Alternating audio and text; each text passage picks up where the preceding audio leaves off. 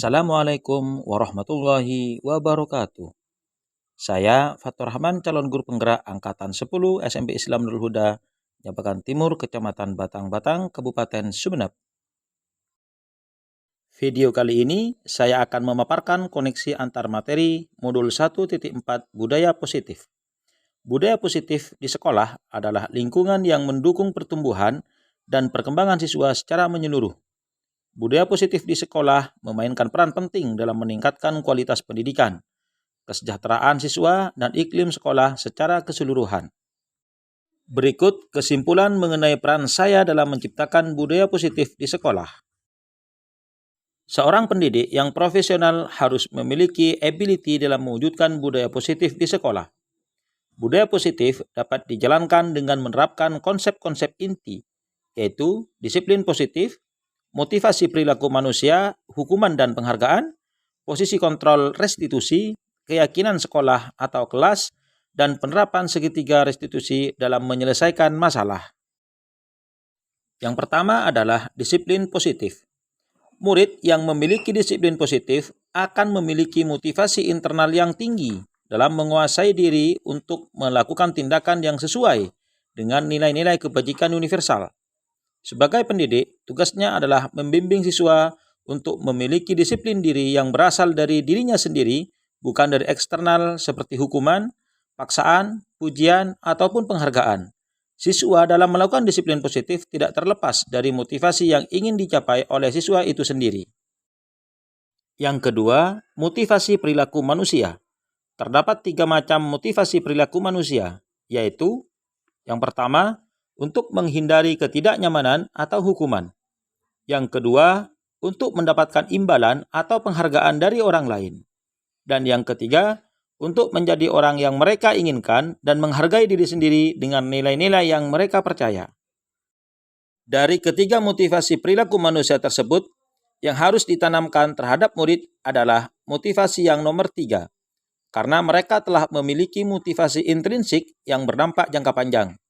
Hal ini berbeda dengan yang nomor 1 dan nomor 2, di mana motivasi tersebut hanya terpengaruh pada adanya hukuman, ujian, ataupun hadiah. Artinya terpengaruh dari eksternal yang sehingga berdampak jangka pendek. Konsep-konsep inti yang nomor 3, yaitu posisi kontrol seorang guru ada 5, yakni yang pertama, penghukum, yang kedua, pembuat merasa bersalah, yang ketiga, teman, dan yang keempat, sebagai pemantau, dan yang kelima, sebagai manajer. Dalam kelima posisi kontrol ini, guru diharapkan menjadi posisi kontrol sebagai manajer. Manajer adalah posisi di mana guru berbuat sesuatu bersama dengan murid, mempersilahkan murid, mempertanggungjawabkan perilakunya, mendukung murid agar dapat menemukan solusi atau permasalahannya sendiri. Konsep inti yang nomor 4 adalah keyakinan kelas. Guru berperan dalam mewujudkan terbentuknya keyakinan sekolah atau kelas dengan kesepakatan antara guru dan murid. Keyakinan kelas atau sekolah berupa pernyataan universal yang mudah diingat, dipahami, dan menggunakan pernyataan-pernyataan yang positif. Konsep inti yang nomor 5 adalah penerapan segitiga restitusi. Ada 3 langkah, yaitu menstabilkan identitas, validasi tindakan yang salah, dan menanyakan keyakinan. Hal ini bertujuan untuk menghasilkan murid yang mandiri dan bertanggung jawab. Sedangkan hubungannya antara materi budaya positif dengan ketiga materi sebelumnya adalah dengan menciptakan budaya positif di sekolah, maka akan mempermudah dalam mewujudkan tujuan pendidikan nasional sesuai dengan filosofi Ki Hajar Dewantoro, yaitu pendidikan yang berpihak pada murid dan menuntun sesuai dengan kodratnya. Dan seorang guru harus memiliki nilai-nilai guru penggerak, di antaranya berpihak pada murid, mandiri, reflektif, kolaboratif, dan inovatif, serta adanya kolaborasi antara semua warga sekolah dengan keyakinan sekolah yang telah dibuat dan disepakati bersama, agar keinginan-keinginan tersebut dapat terwujud dengan baik dan lebih terarah, maka membutuhkan yang namanya visi, biar fokus terhadap tujuan yang diinginkan.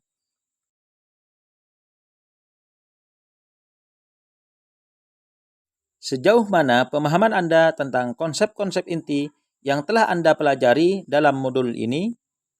Saya menjadi paham tentang konsep-konsep inti budaya positif seperti disiplin positif, teori motivasi, hukuman dan penghargaan, teori posisi kontrol guru, kebutuhan dasar manusia, keyakinan kelas, dan penerapan segitiga restitusi. Hal ini bukan sekedar untuk dipahami dan teori saja, akan tetapi harus diaplikasikan di sekolah untuk mewujudkan budaya positif dengan baik. Hal yang menarik dan di luar dugaan saya, yang pertama, dalam menyelesaikan masalah murid menggunakan pendekatan segitiga restitusi dengan posisi kontrol sebagai manajer. Ternyata posisi kontrol sebagai teman, apalagi sebagai penghukum adalah kurang tepat dilakukan di sekolah dalam menyelesaikan masalah. Yang kedua, pemberian hadiah atau penghargaan tidak selamanya baik karena masih terpengaruh dari luar dan bersifat jangka pendek. Dan yang nomor tiga, ternyata peraturan kelas kurang tepat diterapkan di sekolah, akan tetapi keyakinan kelas yang lebih tepat. Perubahan apa yang terjadi pada cara berpikir Anda dalam menciptakan budaya positif di kelas maupun di sekolah Anda setelah mempelajari modul ini? Perubahan yang terjadi adalah, yang pertama, mengubah peraturan kelas menjadi keyakinan kelas. Yang kedua, mengurangi memberikan hadiah atau penghargaan. Dan yang ketiga, memecahkan masalah menggunakan pendekatan segitiga restitusi.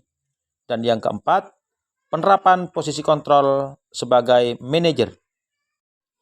Pengalaman seperti apakah yang pernah Anda alami terkait dengan penerapan konsep-konsep inti dalam modul budaya positif baik di lingkungan kelas maupun di lingkungan sekolah? Pengalaman saya berkaitan dengan penerapan konsep-konsep inti dalam modul budaya positif adalah menyelesaikan permasalahan murid ketika ada tugas menyontek jawaban temannya dan membawa makanan ke dalam kelas. Dalam permasalahan ini, saya menggunakan posisi kontrol sebagai manajer dengan pendekatan segitiga restitusi.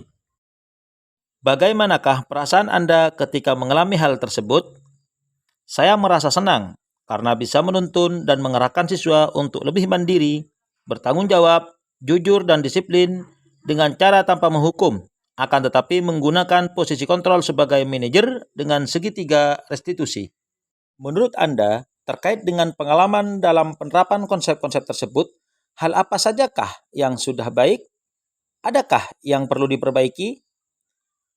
Hal baik yang saya lakukan adalah sudah bisa menerapkan segitiga restitusi dalam menyelesaikan masalah. Namun terkadang tidak bisa mengendalikan emosi karena murid sangat nakal dan sudah berulang kali membuat masalah.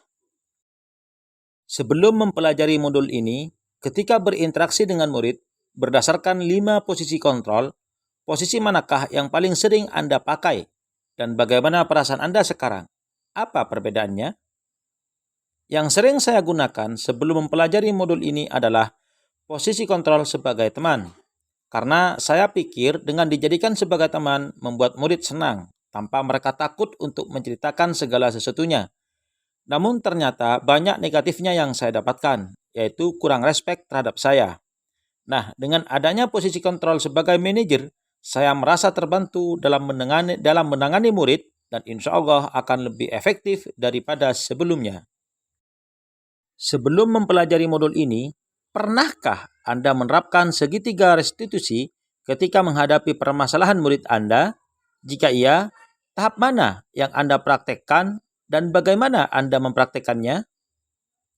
Saya belum pernah menerapkan segitiga restitusi sebelum mempelajari modul ini, karena saya hanya menerapkan dari menstabilkan identitas, seperti contoh, apakah kamu mengetahui mengapa Bapak memanggil kamu?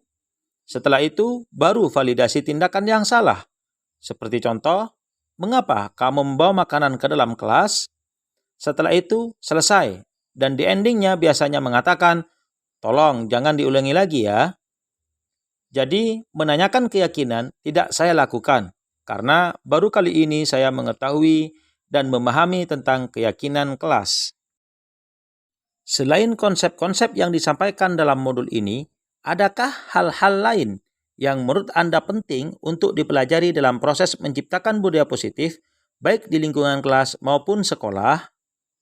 Hal penting yang harus dipelajari untuk menciptakan budaya positif di sekolah adalah adanya kolaborasi antara guru dengan orang tua murid atau wali murid, agar budaya positif bisa diterapkan di lingkungan rumah dan masyarakat. Demikian video koneksi antar materi modul 1.4 Budaya Positif.